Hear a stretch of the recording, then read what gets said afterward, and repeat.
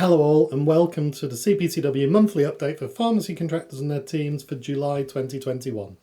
These updates we film every month on or around the first Tuesday of every month, and there's a YouTube playlist which always has the latest topics on the top. That link appears in our newsletter, so please look out for it and subscribe if you do find them useful. We're going to talk about a few things today. First of all is around the COVID costs for pharmacy contractors.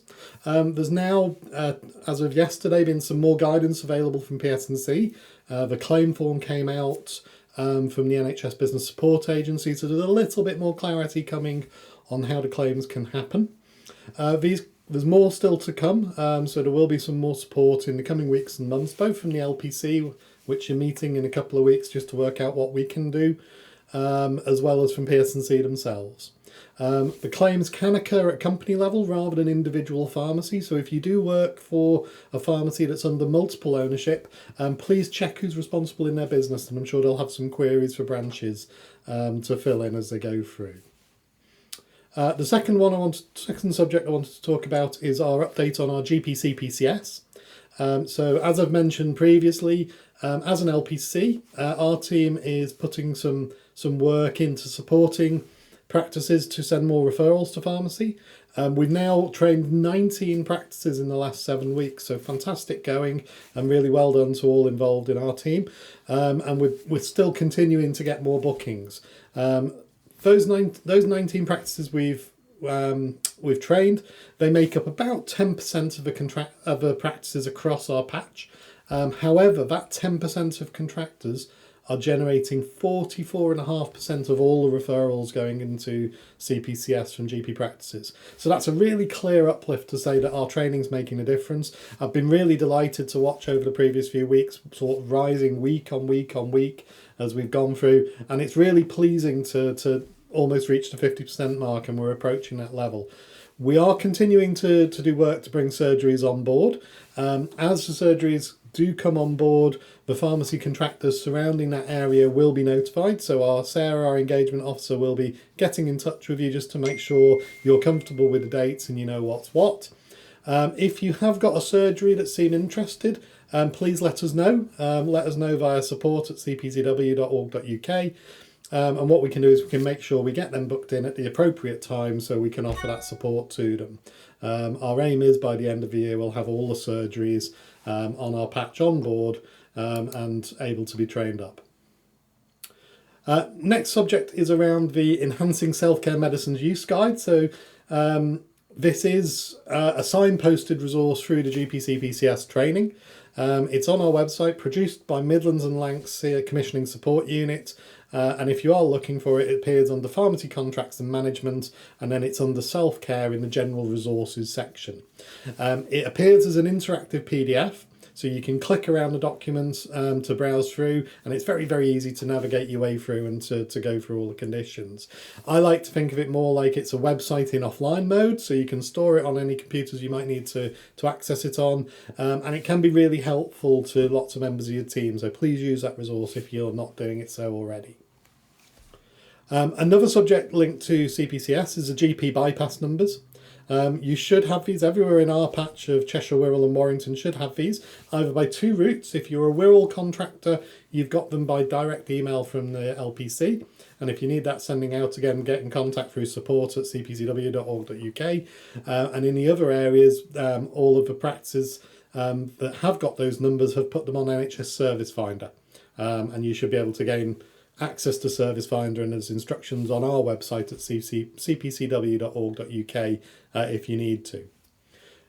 Please make sure those are being used for the right reasons. So the reasons that we know they're used for and why they're published on Service Finder is for clinical escalation, not just things like prescription administration or other routine contacts that you'd have other routes for, unless you've had that very specific discussion with the practice manager involved. We have heard of a few hiccups with this, and we've fed back to everyone involved in that. So if you're worried whether it's you involved, if you've not heard from our engagement officer, it's not. But there are a number of these queries that are coming up, and obviously if the surgeries do keep getting inappropriate non-clinical escalation queries on those lines, they will withdraw them from our use. Just to go through, that's the same line that the hospitals, the diagnostic sites and the walk-in centres have to urgently gain access to a clinician. So there is some capacity constraints on those lines which will vary from practice to practice. So if you're not sure, just have a conversation with your practice. When's appropriate to use those lines? Are there better numbers to use for prescription queries and so on and so forth? And you might well find you have different options there that will come into play. The next item is around the lateral flow test, and just a service reminder. I mentioned this last time around. PS&C have discovered that there's many contractors failing to report on a weekly basis the data on the lateral flow test distribution. And it's understandable. Weekly reporting really isn't the normal for us. So just another gentle reminder to report. There are a couple of pharmacies as well that have registered to provide the service. They've ordered stock on multiple occasions, but then they've not reported that happening and therefore not claimed for the service. So please do claim if you've delivered the service and make sure you get the remuneration due to you. There are also a couple of pharmacies who've registered to provide the service but haven't yet ordered. So please, if you have registered and you do intend to deliver the service, please deliver it. There are reminders coming out through PS&C. There was one, I think, last Friday, and I would expect that to carry on as time goes through. Another topic that appeared last time round was around virtual outcomes. Our numbers are rising. We've had the latest report through on patch and we're still getting there. We're slightly below average in terms of the LPC areas that are using it, but we are growing and there has been some encouragement there. Please, it's a great tool. Use it. It's been provided to us by NHS England and Improvement. They purchased it on behalf of the region and it's there for our use, and it's a really good tool to get value from, both from a point of view of directing the team to specific training or just merely setting a target of one module per month per team member, and they can choose which topics they wish to do. It's really handy when you get an unannounced inspection. You can point to that as evidence. You can load up against your F code the evidence of what team members have done what, and it's there ready and available. So it's a very easy, handy tool, both for the quality of education it exists as well as the evidence it can provide. So I really want to encourage people to use it more. The next subject is around the pandemic delivery service, and it's just a reminder, really. The pandemic delivery service is continuing for people who are told to self-isolate by NHS Test and Trace. This is in place through till the end of September, till the 30th of September, and at pharmacies you will need that NHS Test and Trace account ID reference that's given to people to access the service. So primarily this is for people who've been contacted directly by phone, text or email. And so both positive cases and close contacts of those testing positives. And they will provide that ID number that you'll need. It's 8 characters long, a mixture of letters and numbers. One query we've had a couple of times, and just to clear it up, is for people who are identified via the app. They won't necessarily have a Test and Trace ID reference number because it's kept. The app acts anonymously. It doesn't directly link to that case. So therefore, you won't have that access to that number.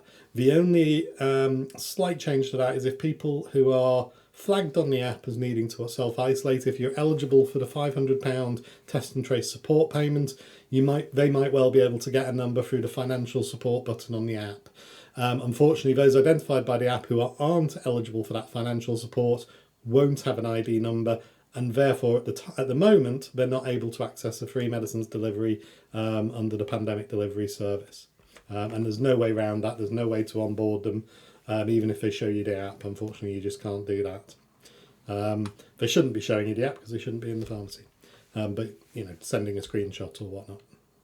The last update I want to give today, before I hand over and open up to a question and answer, is around an asthma update. We've been hearing from many of the CCGs on our patch that there's about to be a lot of work surrounding the sustainability agenda in inhalers. So please keep your eyes out for this and let us know if you spot any prescribing changes, just as we'll let you know when we're notified of any. We have been liaising with the CCGs, so we should get prior warning of any changes, but just in case someone jumps the gun and does it before those go out, please let us know. We think the biggest one of these is going to be around Ventolin Evo inhalers, which haven't performed well on the sustainability survey. And we think that probably the Salamol brand is likely to be the one in choice that's been deemed as more kind to the environment, or found to be more kind to the environment. And we also see some elements of dry powder inhaler movements going through. Keep your eyes to the ground on this one, because I think there's going to be a number of changes, and it will impact your stock levels, what you need to keep in, and actually managing that so you don't waste any stock will be really, really important to profitability for contractors as well. The other thing I just wanted to highlight around respiratory is we've got the Spacer service that's gone live. I say service, sorry, it's a pilot program where there's been some information provided to pharmacies around how to have conversations with spacers. It's called a Spacer Guardian program, and it's been resources provided to us by Trudell Medical.